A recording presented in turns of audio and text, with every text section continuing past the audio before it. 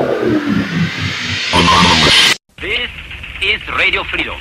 You're Lorax live on Anonymous Radio. Don't go away, plenty more to come. And ruthless conspiracy that relies primarily on covert means for expanding its sphere of influence.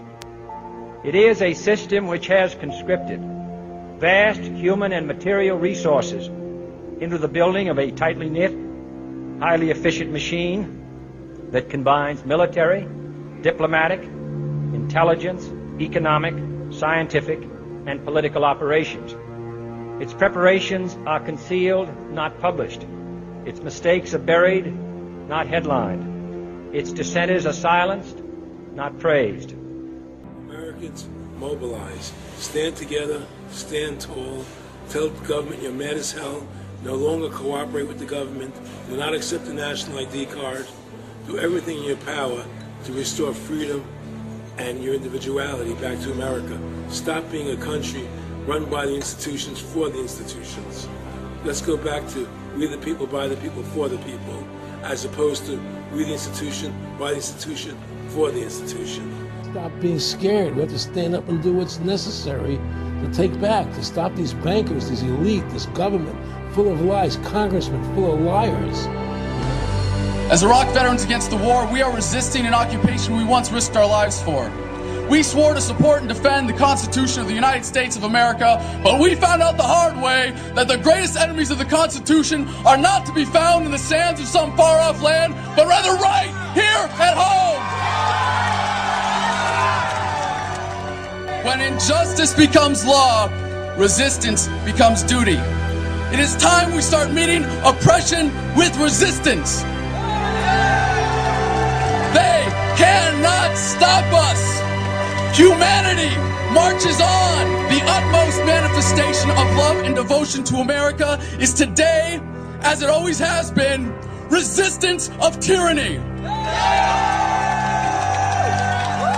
Resist we must, and resist we will. We will not be silent. We will not obey. We will not let our government destroy our humanity.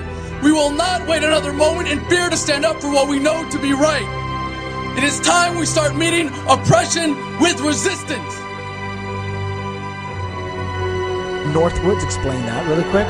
This is 1962. The Joint Chiefs of Staff signed a document that was planning on having fake attacks on American civilians and blaming it on the Cubans to get us to go to war with Cuba.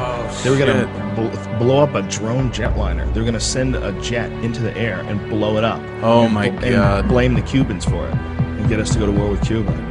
Planning on having fake attacks on American civilians. The time when the operation of the machine becomes so odious, makes you so sick at heart that you can't take part. You can't even passively take part. And you've got to put your bodies upon the gears and upon the wheels, upon the levers, upon all the apparatus, and you've got to make it stop. And you've got to indicate to the people who run it, to the people who own it, that unless you're free, the machine will be prevented from working at all. I served with Kilo Company, 3rd Battalion, 8th Marines as an automatic machine gunner. There's a term, once a Marine, always a Marine, but there's also the term, eat the apple, F the core. I don't work for you no more. And I'm a Marine. I took an oath to defend the Constitution. The Constitution! I didn't take an oath to defend these banksters. And I guarantee you, all you devil dogs out there need to rise up and take over this country and defend the Constitution against these punks. Okay, I'm sick of it too, Alex. You know, I'm a Marine, but I'm sick of this. You know, they're using us and they're sucking us dry and they are destroying us.